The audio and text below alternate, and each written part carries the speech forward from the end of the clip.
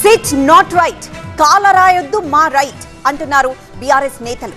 Illegal phone tapping కేసులో కేసీఆర్ ను విచారించామన్న SIT chief Sajjanar post పై KTR Harish Rao fire అయ్యారు. సిట్ చీఫ్ ఇన్వెస్టిగేషన్ చేయాలి తప్ప జడ్జిమెంట్ ఇవ్వకూడదన్నారు.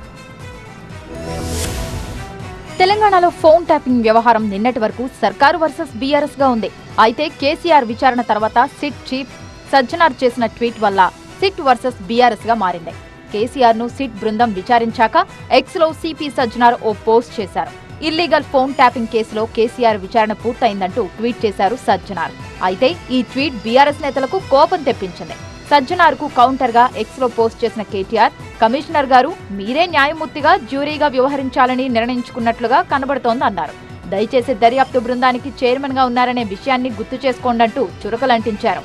ఫోన్ ట్యాపింగ్ కేసు చట్టవిరుద్ధమా చట్టబద్ధమా అనేది చట్టపరంగా కోర్టు ద్వారా నిరూపణ కావాల్సిందన్నారు. మాజీ మంత్రి హరీష్ రావు సజ్జనార్ ట్వీట్ కు కౌంటర్ ఇచ్చారు. పోలీసుల పని దర్యాప్తు మాత్రమే, తీర్పు ఇవ్వడం కాదన్నారు హరీష్ రావు.